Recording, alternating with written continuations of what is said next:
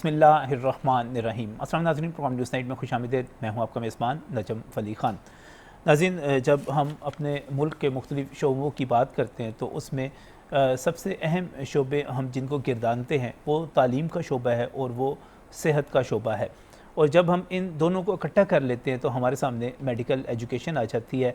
और medical education के हवाले से इस वक्त जब मैं किसी भी तंजीम की बात करता हूँ, मैं पीएमए की बात करता हूँ, मैं वाईडीए की बात करता हूँ, मैं स्टूडेंट्स की बात करता हूँ, मैं पैरामेडिक्स की बात करता हूँ, मैं प्राइवेट जो तालीमी इदारे हैं, हमारे मेडिकल कॉलेज हैं, उनकी तंजीम पामी की बात करता हूँ, या मैं आम मेडिकल से ताल्लुक़ रखने वाले किसी भी शख्स की बात करता हूँ, तो वो इस वक्त नोहा कना है। वो मेडिकल प्रोफेशन की और मेडिकल एजुकेशन की तबाही पर अफसरदा है, शोर मचा रहा है और कह रहा है कि हुकूमती इक़दाम जो हैं मेडिकल प्रोफेशन को और मेडिकल की एजुकेशन को तबाह कर रहे हैं। बार बार एहतजाज हुआ, बार बार तमाम स्टेक होल्डर्स ने एक ज़बान होकर सरकार से कहा कि एमडी कैट की बात कर लें, एनएलई की बात कर लें, आप जो इम्तिहानात लेने जा रहे हैं वो गैर आइनी हैं, वो गैर कानूनी हैं और इस बुनियाद पर भी गैर आइनी और गैर कानूनी हैं क्योंकि जो इदारा पाकिस्तान मेडिकल कमीशन पीएमसी इन इम्तिहानात का इजरा करने जा रहा है उसका तरीक़ाकार ही गलत है, उसके जो अरकान हैं वो ही गलत हैं।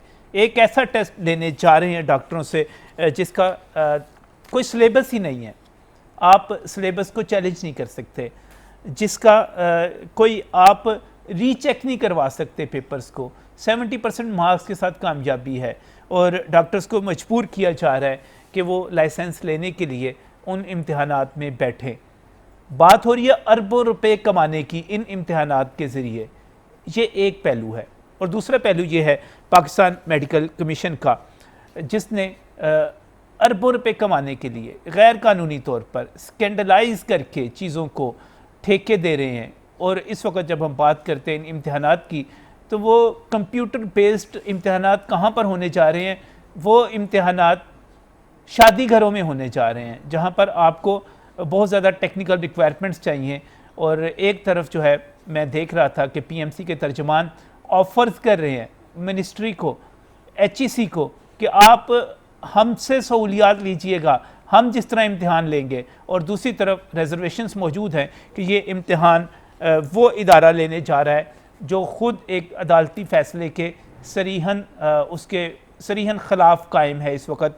और उसके अंदर जो अरकान का इंतखाब है वो गैर जमहूरी भी है। और मैं इस्लामाबाद हाई कोर्ट के फ़ैसले की बात कर रहा हूँ, उसके मुताबिक गैर कानूनी भी है और ये मफादात का टकराव भी है।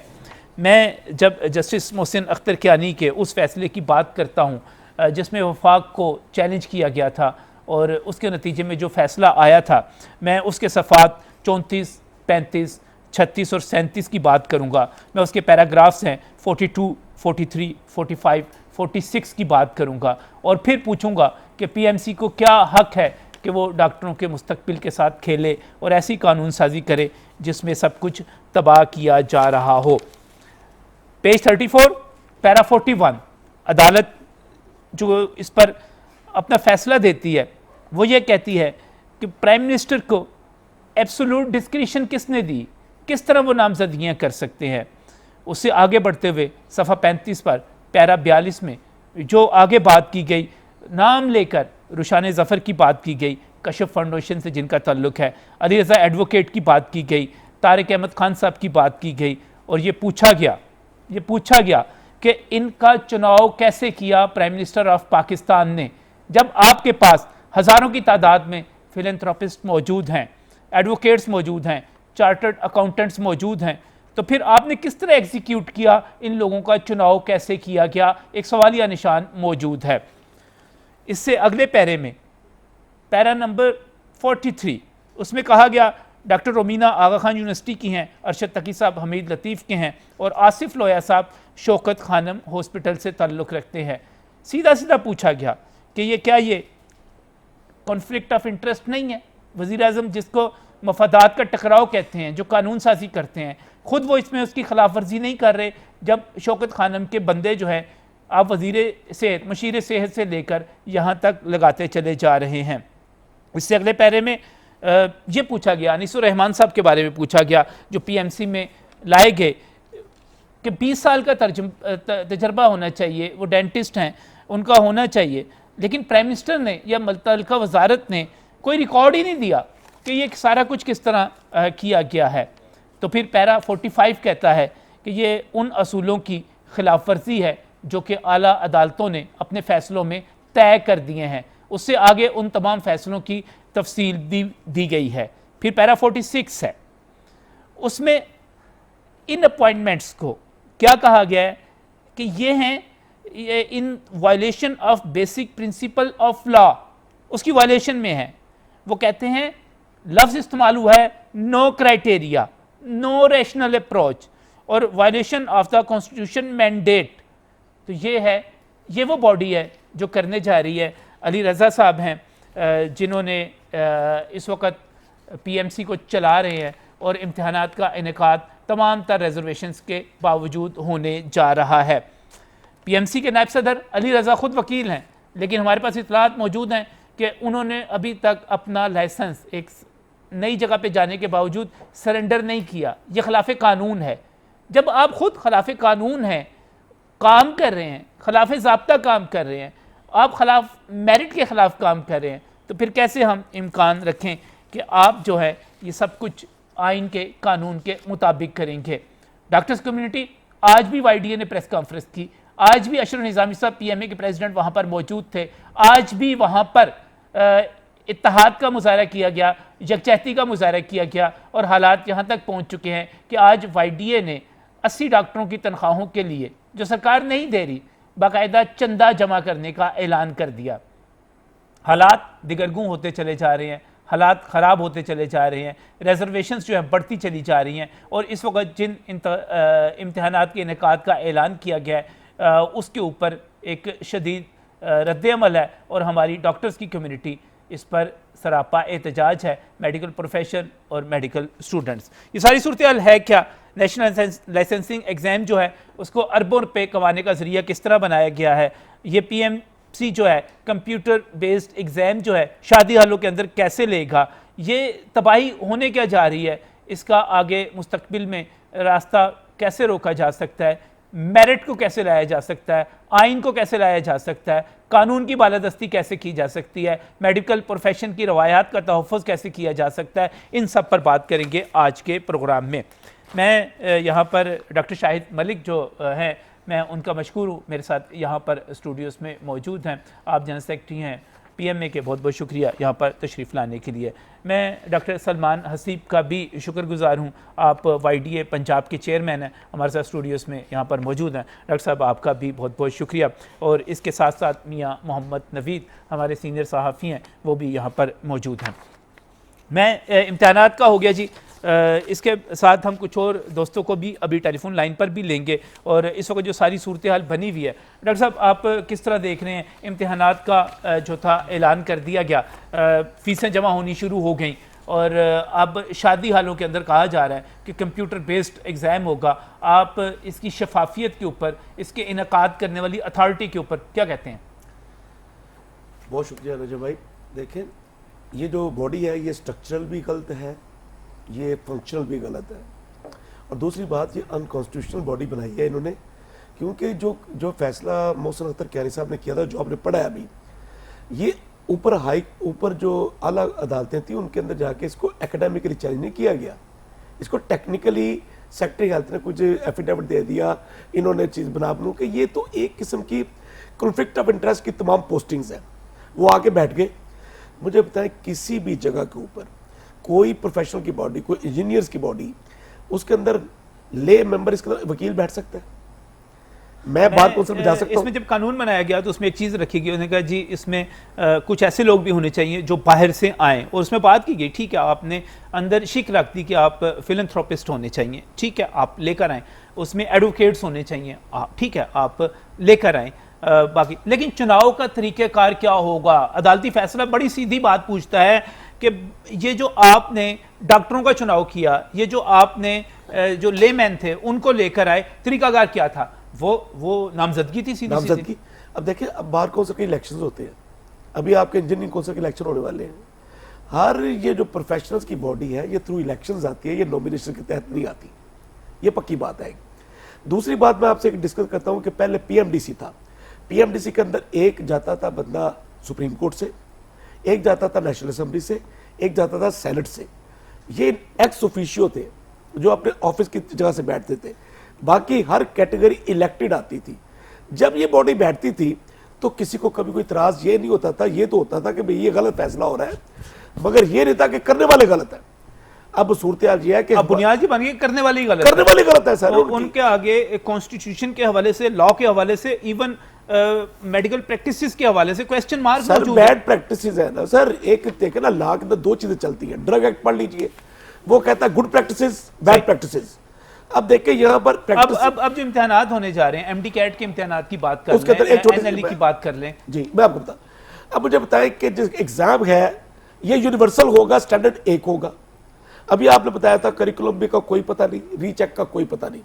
मैं एक और कहता हूं, ये 30 अगस्त से शुरू होगा एमडी कैट और 30 सितंबर तक होगा। सही एजम्पशन एक महीने के अंदर एजम्पशन ये है कि शादी घरों के अंदर ये एग्जाम लेंगे। जी हाँ। और बात यह है कि उन्होंने ये तस्वर कर लिया है, जो बंदा राजनपुर से बच्चा एफएससी करके आ रहा है उसे भी कंप्यूटर उतना ही आता है जितना लाहौर वाले को आता है। ये पहली एजम्पशन है। दूसरी ये है कि एक पेपर मुझे मिलेगा आज 2 तारीख को, दूसरे को मिलेगा किसी और 10 दिन बाद। कहाँ गया डिफिकल्टी इंडेक्स, कहाँ गया यूनिवर्सलिटी, कहाँ गया एक्रेडिटेशन? ये बेसिकली एग्जाम के असूल के खिलाफ है।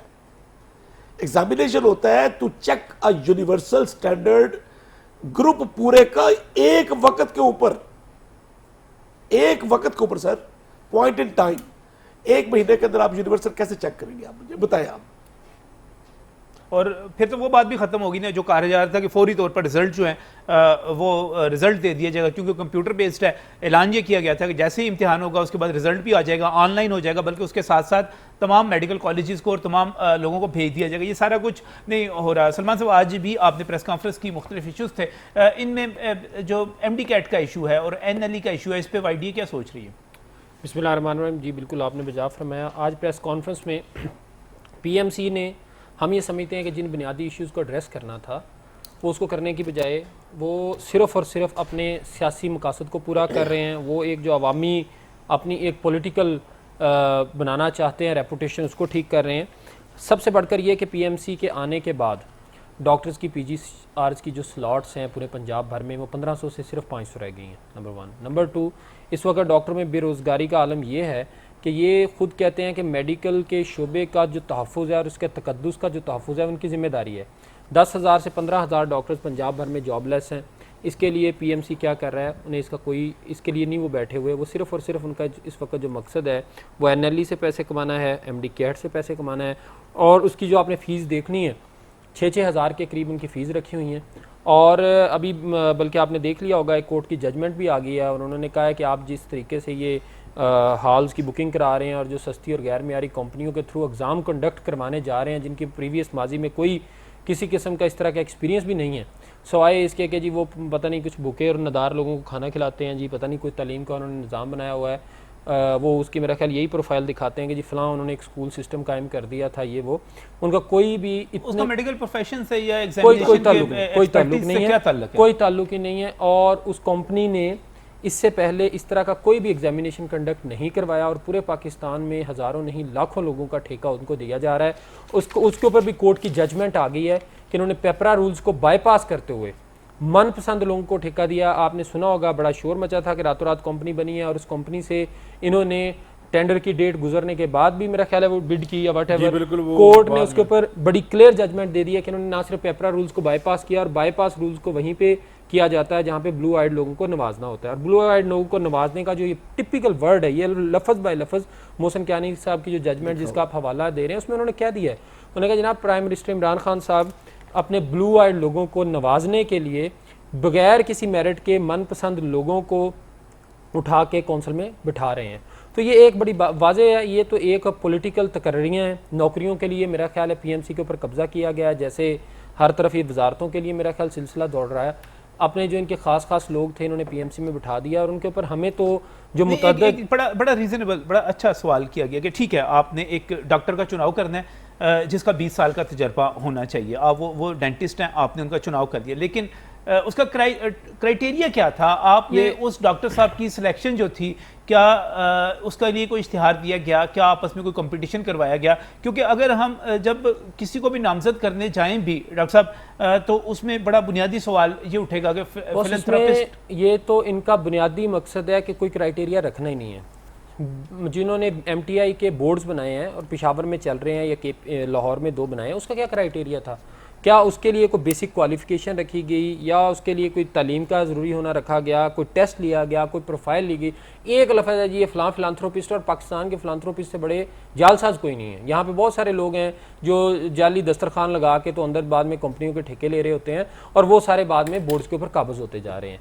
तो ये तो इनका पहला कंसर्न ही है कि किसी तरह की जो लिमिटेशन है, क्वालिफिकेशन है, टेस्ट है, उसको ख़त्म कर रहे हैं। इन्होंने MTI में भी यही लगाया, वो 6 से 7 लोग जिनको पूरे अस्पताल का गवर्नेंस देने जा रहे हैं, उनका कोई क्राइटेरिया नहीं। और सेम इज़ विद PMC में मुझे बताएं अली रज़ा की क्या क्वालिफिकेशन है? क्या उसने टेस्ट पास किया है, सवाए इसके कि उसने चंद एक मेडिकल के शोबों के जो केस लड़ते रहे हैं, वो CPSP के केस लड़ते रहे हैं, 2-4 मेडिकल कॉलेजेस के, वो आगा खान के वकील रहे हैं। डॉक्टर साहब के बारे में इतला ये है, और मियाँ साहब शायद आप इसमें थोड़ी सी मदद करें, इतला ये है कि उन्होंने अभी तक अपना वकालत का जो लाइसेंस है वो भी सरेंडर नहीं किया, और एज पर लॉ उनको डॉक्टर साहब करना चाहिए। भाई आपको ये आप कंसल्ट कर लीजिएगा बार काउंसिल एक्ट 1973। सही, बार काउंसिल एक्ट 1973 आप उसको पढ़ लीजिए, अली रज़ा साहब भी पढ़ लें। सही बात यह है कि he is entering in a business में एंटर हो रहा है ना। आपको याद होगा कि यहाँ पर काफी केस वुज़रा ने अपने जॉब से इस्तीफा दे के अपना लाइसेंस रिन्यू करवाया। उन्होंने कहा जी अब मैं केस प्रेजेंट करूंगा। ये तो खुद भी केस के फीसें ले रहा है और इसका एक जो टोला है उनको पैसे दिलवा रहा है, और बार काउंसिल एक्ट के सरीगन इसके ये करते हैं। इसमें मैं कोशिश करता हूँ कि किसी सीनियर हम लायर से रब्ता करते हैं, उनके अहदेदारों से बात करते हैं कि ये असल में कानूनी तौर पे है क्या। ये सब इम्तिहानात जो था काफ़ी शोर मचा, और कहा कि इम्तिहानात नौमान साहब भी यहाँ पर हमारे पास आए थे मेडिकल स्टूडेंट्स को रिप्रेजेंट करते हुए, हम कोशिश करेंगे उनसे दोबारा भी बात करें। तो मुझे ये बताइएगा कि इस वक्त दोबारा एग्ज़ाम का ऐलान हो गया, फ़ीसें जमा हो गई, तारीखें आ गई, तो मेडिकल कम्युनिटी और बाकी तमाम लोग इसको किस तरह ले रहे हैं? देखिए नजीब भाई, ये पूरे पंजाब में तहरीक बनी हुई है, और अभी जो तारीखें आई हैं वो शायद MD कैट, अभी तक NLE क्योंकि इस तरह की तारीख नहीं आई। ज़्यादा प्रोटेस्ट जो था वो ख़ास तौर पर स्टूडेंट जो कर रहे थे फाइनल ईयर 4th ईयर, उसमें YD उसको जो लीड कर रही थी, वो स्टूडेंट थे जो NLE के ख़िलाफ़ थे। आज भी वो उसी तरह हैं, वो चाहते हैं कि वो इसको नहीं देना चाहते। एक तहरीक पूरी पंजाब में बनी हुई है। शायद छुट्टियां आ गई थी, उसमें छुट्टियों की ईद आ गई थी, और ईद की वजह से जो है एक मोमेंटम थोड़ा सा कम हुआ था। हम आज भी PMA की बात कर लें या यंग डॉक्टर एसोसिएशन पंजाब की बात कर लें, उसके अलावा इनकी जितनी भी दीगर तंजीमें हैं और स्टूडेंट्स की जो इन्होंने जो है वो एक मुख्तलिफ फेडरेशन बनी है, जो मुख्तलिफ जो स्टूडेंट्स हैं मिलकर उन्होंने एक अपनी तंजीम बनाई है स्टूडेंट्स की, वो मेडिकल अलाइंस जो है वो भी जो इसी तरह मुतहरक है सारा। तो ये सारी जो चीज़ें मैं समझता हूँ कि आज भी ये लोग मुतहरक हैं। और मैं नजम साहब आपके प्रोग्राम में ये बताना चाहता हूँ कि हमारा जो तकरीबन 10-12, आपका तो माशाल्लाह कोई 20-25-30 साल का तजर्बा है, हमारा तो ये काम है। देखो यहाँ पर लोग आते जाएंगे, नए लोग आते जाते रहते हैं, यहाँ पर लोग अपनी सीटें छोड़ भी देते हैं, हमने तो ये काम करना है। देखिए आपने बड़ा प्यारा और मुफस्सल इंट्रो जो दिया है, और ऐसी एक पूरी जजमेंट जो पढ़ दी, इसके बाद मुझे मेरा नहीं ख्याल कि कुछ जजमेंट पढ़ने के बाद इनका कोई अखलाकी जवाब रह गया कि ये इतनी बड़ी डिटेल जजमेंट। जो सबसे बड़ी बात जो प्रोफेसर शाहद मलिक साहब ने की है कि वो जजमेंट सस्पेंड या सेट असाइड नहीं हुई, अभी तक इंटैक्ट है, किसी ने उसको चैलेंज नहीं किया था। तो मैं ये समझता हूँ कि बगैर इश्तिहार के तैनाती, सर्च कमेटी ने आपको सर्च ही नहीं किया, और जो है वो जो सर्च कमेटी बनाई जाती है वो उसने दी बेस्ट ऑप्शन उसने चूज करनी होती है। कोई सर्च कमेटी नहीं है, कोई सर्च कमेटी नहीं है, बल्कि जिन लोगों की PMC में अपॉइंटमेंट की बात की जा रही है उसमें बाकायदा तौर पे कहा जा रहा है कि appointment is in violation of basic principles of law. ये अदालत कह रही है। नो क्राइटेरिया अदालत कह रही है, नो रैशनल अप्रोच अदालत कह रही है, violation of the constitution constitutional mandate prime minister of Pakistan के लिए, अदालत कह रही है, लेकिन उसके बावजूद चीज़ें उसी तरह चलती जा रही है। डॉक्टर नुमान भट्टू मेरे साथ इस वक्त टेलीफोन लाइन पर मौजूद है। नुमान जो है लीड कर रहे हैं उन स्टूडेंट्स को जो इस हवाले से बहुत ज़्यादा रिजर्वेशन रखते हैं, उन्होंने अपनी एक तंजीम भी कायम कर रखी है। डॉक्टर साहब अस्सलाम वालेकुम। वालेकुम अस्सलाम नजम अली भाई, कैसे हैं आप? खैरियत जी से हैं सर? अल्लाह का शुक्र, ठीक ठाक। डॉक्टर साहब इस वक्त सूरत हाल ये बन गई कि तमाम तर एहतजाज के बावजूद, तमाम तर रिजर्वेशंस के बावजूद पीएमसी जो है वो एमडी कैट के एग्ज़ाम करवाने जा रही है। डेट्स आ चुकी हुई हैं, फीसें जमा हो चुकी हैं और कहा जा रहा है कि शादी हाल बाकायदा बुक किए जा रहे हैं कंप्यूटर बेस्ड एग्ज़ाम के लिए। तो इस पे आपका बड़ा सख्त रद्द अमल था इससे पहले, लेकिन अब क्या सूरत हाल है? कोई बन रहा है प्लान कि स्टूडेंट्स जो हैं इम्तिहान देंगे ये वाला? जी बहुत शुक्रिया नजम भाई। असल में बात यह है कि हमारा जो रद्द अमल जो सख्त था वो आज भी वैसा ही रद्द अमल है। बस ये ईद की छुट्टियां थी, हमारे बच्चे जो है घरों में थे, इन्होंने अब देखें क्वेटा में मिलीनियम और इधर उधर शादी हाल जो है बुक कर ली है। मुझे ये बताएं, ये तालीमी निसाब चला रहे हैं या ये शादी हाल चला के इधर इन्होंने निकाह करवाने हैं बच्चों के भी? शादी हाल में इन्होंने कंप्यूटर रखवा दिए हैं कि जनाब इधर आके बच्चे जो है वो अपना एग्जाम देंगे। 500 से 6000 फीस पे ये चले गए हैं।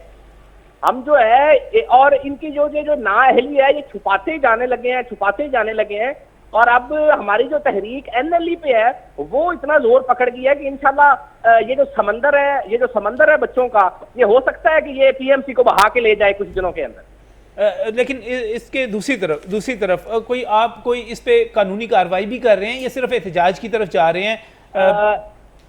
जी देखें, हमारा हाईकोर्ट लाहौर, हाईकोर्ट सिंध, इस्लामाबाद में हमारे एक पिटीशन दायर है, हमारे जो है केस चल रहे हैं। एक हमारी हल्की सी पिटीशन जो है उस पर थोड़ा सा नेगेटिव इफेक्ट आया है, लेकिन ओवरऑल हमारी चल रही है, इसके कानूनी कार्रवाई भी चल रही है। हमारी टेबल टॉक भी हुई है 1-2 दफा। हम जो है सड़कों पे भी खड़े हैं और हम किसी सूरत पीछे हटने को तैयार ही नहीं है। एनएलई ना हमने देना है ना हमने होने देना है। और एनएमडी कैट में जितनी ये बेजाब्तियां कर रहे हैं, ये जो बच्चों के साथ जुल्म है, 1 महीने का टाइम दे के आप बच्चों के साथ करने क्या जा रहे हैं? इतना आपने निसाब बढ़ा दिया है, टाइम आपका कम है, पैसा आप ज्यादा ले रहे हैं, पता नहीं आप करना क्या चाह रहे हैं मेडिकल के बच्चों के साथ। सही, बहुत बहुत शुक्रिया। डॉक्टर नुमान भट्टू मेरे साथ मौजूद थे टेलीफोन लाइन पर। वो कहने पता नहीं आप करना क्या चाह रहे हैं, मेडिकल के स्टूडेंट्स के साथ क्या करना चाह रहे हैं, इस पर मज़ीद बात करेंगे लेकिन इस ब्रेक के बाद।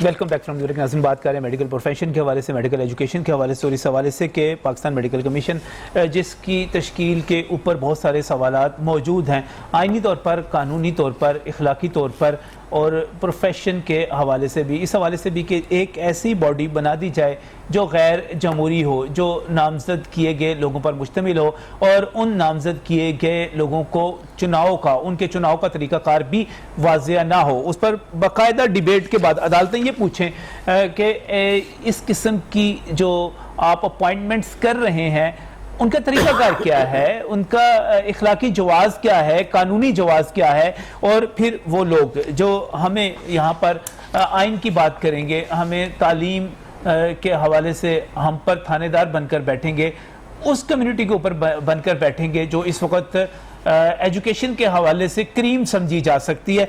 वो खुद यहाँ पर हमारे पास जो इतलात मौजूद हैं उसके मुताबिक वाइस प्रेसिडेंट पीएमसी जो हैं अली रज़ा, उन्होंने अपना वकालत का लाइसेंस भी सरेंडर नहीं किया। ये क्या ज़रूरी है सरेंडर करना या नहीं करना चाहिए? ये इसी तरह ही काम चलते रहने चाहिए क्योंकि वो इस वक्त एक जिम्मेदारी निभा रहे हैं। तो इस पर बिल्कुल अभी ब्रेक से पहले जब बात हो रही थी तो हमें यहाँ पर डॉक्टर शाहिद मलिक मौजूद हैं, सलमान असीम मौजूद है, मियाँ नवीद मौजूद हैं। तो डॉक्टर शाहिद मलिक मुझे कानून का हवाला दे रहे थे, बार एक्ट का, बार कौंसिल एक्ट की बात कर रहे थे कि उसके मुताबिक इसको सरेंडर करना चाहिए। तो मैं चाह रहा था कि इस पर हम एक माहिराना राय ले लें। गुलाम मुर्तज़ा चोई साहब इस वक्त मेरे साथ मौजूद हैं, आप एडवोकेट सुप्रीम कोर्ट हैं, साबिक मेंबर पंजाब बार कौंसिल है और इसके साथ साथ साबिक सीनियर नायब सदर सुप्रीम कोर्ट बार एसोसिएशन है। चोई साहब अस्सलाम वालेकुम। वालेकुम अस्सलाम। नजम साहब क्या हाल है? ठीक है सर जी, अल्लाह का शुक्र। जैसे सब उम्मीद है आप भी खैरियत से होंगे। एक टेक्निकल सी और एक प्रोफेशनल सी बात आपसे पूछनी थी कि जब कोई बंदा किसी भी जगह पे जॉब करता है और उसकी बाकायदा वकील की बात कर रहा हूँ, उसकी तनख्वाह लेता है और वहाँ पर अपनी जिम्मेदारियाँ अदा करता है और एक उसका वो फुल प्रोफेशन बन जाता है, तो उसके बाद क्या बार कौंसिल एक्ट ये कहता है कि उसको अपना लाइसेंस सरेंडर करना होगा? जी, इसमें नजम साहब, जो पंजाब लीगल प्रैक्टिशनर्स एक्ट जो है उसके मुताबिक कोई भी जो वकील साहब हैं जिनको पंजाब बार काउंसिल या कोई भी दूसरी provincial bar council licence to advocate देती है, वो इस बात की इजाजत रूल्स में सेक्शन में नहीं है कि वो वकालत के साथ साथ कोई भी सरकारी नौकरी कर सके या ऐसी नौकरी कर सके जो कि जहां से वो बाकायदा तनख्वाह लेता हो या लेती हो। अच्छा, तो इन हालात में जो बंदा किसी भी इदारे से, सरकारी इदारे से या गैर सरकारी इदारे से बाकायदा तनख्वाह लेता है अदर दैन लीगल एडवाइजर, अगर वो वहाँ का लीगल एडवाइजर है, लीगल असिस्टेंस देता है, तो फिर ऐसी कोई बात नहीं है, फिर कोई जरूरत नहीं है उसको लाइसेंस अपना वो उसका प्रोफेशनल काम समझा जाएगा, वो उसका प्रोफेशन है। यानी प्रोफेशन के अलावा जो कोई अगर लेकिन अगर कोई बंदा किसी जगह पे कोई जिम्मेदारी ले लेता है, कोई ओहदा ले लेता है और वो चाहे किसी कमीशन के अंदर है, सरकार की तरफ से नामजद करदा और उसके ऊपर उसने तनख्वाह ली, जब तनख्वाह ले ली तो तनख्वाह लेते ही उस पर मंथली बेस पे तनख्वाह लेते ही उस पर जिम्मेदारी हो गई कि वो अपना वकालत का लाइसेंस सरेंडर कर दे। जी, उसको सरेंडर करना चाहिए, अदरवाइज उनके खिलाफ जो है कोई भी जो है वो अग्रीव्ड है, ना अग्रीव्ड हो तो भी वो एक एप्लीकेशन पंजाब बार काउंसिल को देकर तो वो उसके लाइसेंस जो है उसका सस्पेंड करवाया जा सकता है, जो भी हो और मे भी। अच्छा डॉक्टर साहब, ये जो मुख्तलिफ प्रोफेशनल बॉडीज होती हैं इनके अंदर दूसरे प्रोफेशन के लोगों का आना, एक माहिर कानून के तौर पे मैं आपसे पूछ रहा हूं कि मिसाल के तौर पे आपकी पंजाब बार काउंसिल है या पाकिस्तान बार काउंसिल है, आप चूंकि खुद मेंबर पंजाब बार काउंसिल रहे, मैं ये पूछना चाहूंगा अगर वकला की बॉडी में डॉक्टर्स को शामिल कर दिया जाए, सहाफियों को शामिल कर दिया जाए, वाइस प्रेसिडेंट के तौर पे ओहदे देकर मैनेजमेंट में, और इस तरह कोई ब्यूरोक्रेट आ जाए, तो आप समझते हैं कि ये एक अच्छी रवायत है? ठीक है, एक बाहर से लोग आएंगे, वो चीजों को देखेंगे, मैनेज करेंगे, तो ये ठीक है प्रैक्टिस? सर ये हो ही नहीं सकता खान साहब, ये कैसे हो सकता है? ना इसकी कानून इजाजत देता है, ना अखलाकियात इसकी इजाजत देते हैं, और किसी लिहाज से भी ये मुनासिब नहीं है, और ना है, ये गैर कानूनी बात है और कोई कभी हो ही नहीं सकता। ये कम पंजाब बार काउंसिल में या हमारी जो है बार एसोसिएशन या बार काउंसिल है उनमें ये हो ही नहीं सकता। नहीं सर, इसलिए होना कि बाहर से और जहन लेके लोग आएंगे, थोड़ा सा एजुकेटेड होंगे और पढ़े हुए होंगे, जो मर्जी हो वो जनाब आप नहीं मानेंगे, नहीं तस्लीम करेंगे? सर नहीं, हो ही नहीं सकता, हो ही नहीं सकता। खाना काबा के मुफ्ती आजम हो वो भी नहीं हो सकता। चले, बहुत बहुत शुक्रिया, बहुत बहुत शुक्रिया गुलाम रज़ा चौधरी साहब, advocate supreme court of Pakistan, हमारे साथ टेलीफोन लाइन पर मौजूद हो गए। खाना काबा के मुफ्ती आजम भी आ जाए तो पंजाब बार काउंसिल या पाकिस्तान बार काउंसिल में नहीं आ सकते। इनकी काउंसिल में तो वाकई नहीं, इनकी काउंसिल में वाकई नहीं आ सकते, इनकी काउंसिल में नहीं आ सकता। डॉक्टरों की काउंसिल में अगर शामिल करते हैं तुम, हमें सॉफ्ट टारगेट डिप्लोम है ना। अभी जो मैंने आपसे बात की थी वो तो ही इज एस्टैब्लिश्ड एडवोकेट और लॉ ऑफिसर है, उन्होंने तो क्लियर कट बात कर दी ये हो ही नहीं सकता। और ये तनख्वाह ले रहे पर बंदा किस तरह इसको भी चैलेंज किया जाए फिर? और अभी मैं मेरा ख्याल पीछे हाईकोर्ट में केस था वो पीएमए का ना, तो वहां पर ये बाकायदा किसी अदालत में अपीयर भी हो रहे थे, बाकायदा अदालत में अपीयर हो रहा था। मैंने बार चैम्बर में मैंने बेहतर देखा कोर्ट के अंदर, हाईकोर्ट के अंदर। तो ये तो जो चौधरी साहब बता रहे हो, चौधरी साहब बड़े चूंकि कानून को, लीगल प्रैक्टिशनर्स एक्ट को खास तौर पे समझते हैं, क्योंकि खुद ये सियासत करते रहे, तो न्याय सदन सुप्रीम कोर्ट बाहर रहे, तो ये तो लंदन ऑफिसर, लॉ ऑफिसर है, लंदन लॉ ऑफिसर है वो।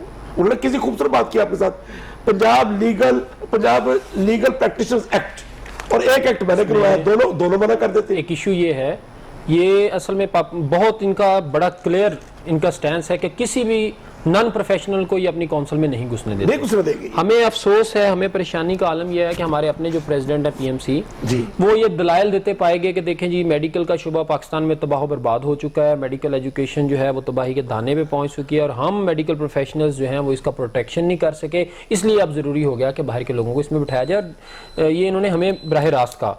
तो ये आपको फिर पाकिस्तान का कानून शायद बहुत बेहतर लगता है, मसला ये है कि जिसकी लाठी उसकी भैंस। अब हो ये रहा है कि माशाल्लाह जो तगड़े वकील हैं वो दूसरे इदारों पे भी काबज हो रहे हैं, और अफसोस ये है कि हमारे अपने प्रोफेशनल्स जो हैं वो उनका साथ दे रहे हैं, और तकी साहब जैसे जो लोग हैं अगर ये समझते हैं कि जनाब हम मेडिकल प्रोफेशनल्स ने मेडिकल, मैं आपको बड़े मजे की बात बताऊं, मैं आपको बड़ी दिलचस्प, डॉक्टर साहब इसको जरा सोचिएगा, गौर कीजिएगा, आपके प्रोफेशन में एक वकील साहब नायब सदर बन गए, आपकी कम्युनिटी में से लोग जाएंगे, उनको तस्लीम करेंगे, उनके अहकामात को मानेंगे, वकला कम्युनिटी के अंदर आप किसी डॉक्टर को ओहदेदार बना दें और मुझे आप किसी वकील से उसकी सपोर्ट लेके दिखा दें, मैं मान जाऊंगा। ये जब तक आपकी कम्युनिटी के अंदर से लोग उठकर उनको सलाम नहीं करेंगे, आपके बड़े बड़े वाइस चांसलर्स, आपके मेडिकल सुपरिटेंडेंट्स, आपके वो लोग जो इन्फ्लुएंस रखते हैं वो नहीं करेंगे, तो ये नहीं होगा। मेरे साथ कर्नल रिटायर्ड गुलाम शबीर साहब जो कि PMA पंजाब के प्रेसिडेंट हैं, इस वक्त अगले आने वाले मेरे साथ इस वक्त मौजूद हैं। कर्नल साहब अस्सलाम वालेकुम। वालेकुम सलाम, थैंक यू वेरी मच, आपने मुझे मौका दिया। मैंने आपका सारा प्रोग्राम सुना, इट वाज वेरी गुड कि आपने बड़ा अच्छा हमारा मुकदमा प्लीड किया। इस वक्त जो सारी सूरत हाल बनी हुई है, खासतौर पे मैंने जो आपको तकलीफ दी वो दी सिर्फ और सिर्फ इस वक्त जो MD कैट एग्जाम होने जा रहे हैं उसकी तारीख आ गई हुई है, इसको आप किस तरह देखते हैं डॉक्टर साहब? देखिए जी, जो PMDC ने यानी PMC ने MD कैट के लिए जब ऐड दी थी और कहा था कि ये कंप्यूटर बेस्ड होगा, अब ये लोगों को कंप्यूटर के नाम पे और डिजिटल के नाम पे बेवकूफ बना रहे हैं। और उन्होंने ऐड के अंदर लिखा था कि जो कंपनी जो कराएगी, जो वेंडर हमें मिलना चाहिए वो इस तरह का होना चाहिए कि the service provider shall also provide secure infrastructure with capacity to hold examination along with backup and security system of international standard. आप ये देखें कि ये इंटरनेशनल स्टैंडर्ड दे रहे हैं कि शादी हालों के अंदर और मार्कीज के अंदर दे रहे हैं। वहां पे अगर कोई इनका एक मौजूद हुआ बंदा जिसने इनके वाईफाई को ब्लॉक कर दिया, तो आप देखें कि क्या हशर होना है इनका।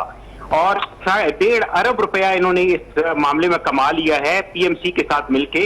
इससे बड़ी लॉ फैसिलिटेटेड क्राइम की एग्जांपल नहीं मिलेगी आपको पाकिस्तान के अंदर।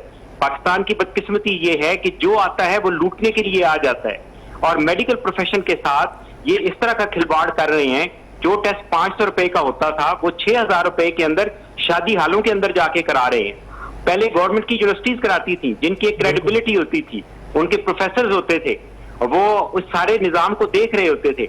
अब एक प्राइवेट वेंडर देखेगा जो जिसने कंप्यूटर खरीद के लाया, जो इन्होंने 115 करोड़ रुपया दिया उसे, वो 15.5 करोड़ रुपया दिया उससे वो कंप्यूटर खरीद के लाया। अब जाहिर है वो बिल्डिंग बना नहीं सकता था, उसने फौरी तौर पे ये किया, कहा कि जी मैं ये शादी हालों में करा लेता हूं, जबकि इन्होंने अपनी प्री असेसमेंट के अंदर ये दिया था कि उस कंपनी को एलिजिबिलिटी होनी चाहिए कि वो 20 शहरों के अंदर करा सके।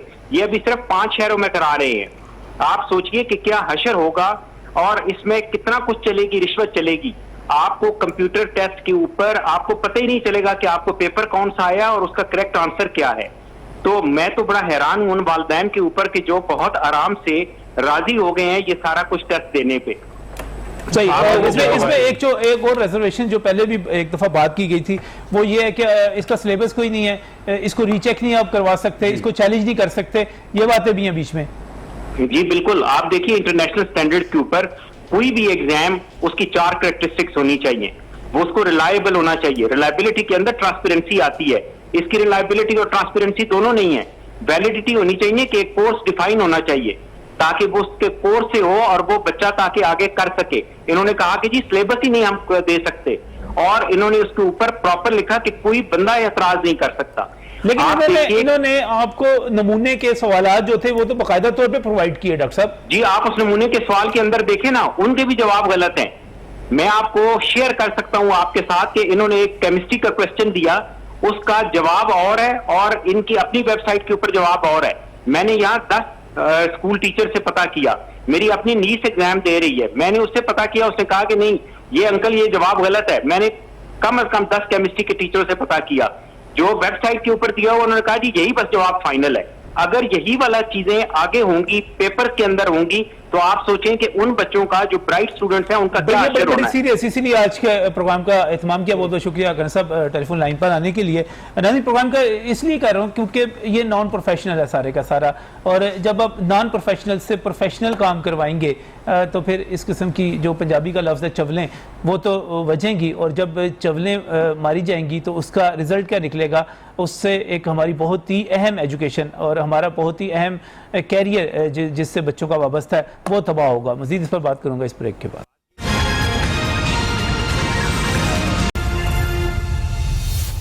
वेलकम बैक फ्रॉम जो medical and dental college admission test है जिसको MD कैट कहते हैं, उसका इनेकाद होने जा रहा है। और मैं PMC के नुमाइंदे का बयान देख रहा था कि वो कह रहे थे कि हम इतना ज़बरदस्त इम्तिहान करवाएंगे कि मिनिस्ट्री ऑफ हेल्थ की बात कर रहे हैं, उसके साथ HEC को भी ऑफर करेंगे कि स्टेट ऑफ द आर्ट जो कुछ करने जा रहे हैं पोर्टेबल सर्वर्स और डिवाइसेस के ज़रिए, इसको आप हमसे आप जो है कंसल्ट करें। हम CBT competency based training system के तहत इसको लेकर चलें। डॉक्टर साहब, आप ऐसे ही इम्तिहान के खिलाफ हुए हैं, वो अगले HEC को ऑफर कर रहे हैं, मिनिस्ट्री को ऑफर कर रहे हैं कि इतना बेहतरीन इम्तिहान होना है कि आप जो है हम आपको ऑफर करते हैं, आप इस पर आए। सर 10 दिन पहले कंप्यूटर खरीदे, शादी हालों में एग्जाम लेना है, आहो, और आप एक स्कूल सिस्टम 4-5 स्कूल चलाते थे आप। सही। आपको किसी ने मैंने कह दिया भाई ये तुसी इम्तिहान लो, वो चंगी दिहाड़ी लगनी है। ये पंजाब की तारीख में पहली मरतबा वो testing and evaluation platform Punjab की तारीख में पहली मरतबा, पंजाब की तारीख में पहली मरतबा शादी हॉल के अंदर। सर ये कभी वो बड़ी अच्छी ज़बरदस्त बात की उन्होंने कि इससे पहले यूनिवर्सिटीज़ करवाती थी, प्रोफेशनल्स होते थे, अब थर्ड पार्टी आ गई बीच में। प्राइवेट थर्ड पार्टी सियासी नारे लगा रहे हैं कि ये मतलब देखें ना, जो जिस तरह के लोग आके बैठ गए हैं और ये सिलेक्टेड लोग हैं, गवर्नमेंट का जिस तरह नारा लग रहा है, मेरा ख्याल ये है कि हम इनको सिलेक्टेड कहेंगे कि गवर्नमेंट इसको पर्सनल ना ले जाए। तो ये तकी साहब को मेरा ख्याल अखलाकी तौर पे रिज़ाइन कर देना चाहिए।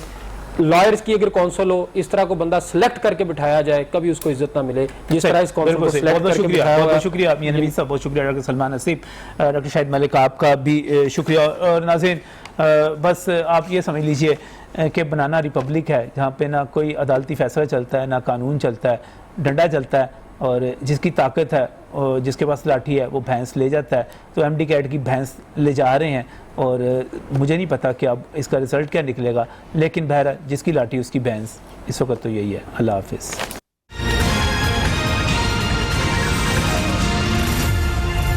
बिस्मिल्लाहिर्रहमानिर्रहीम।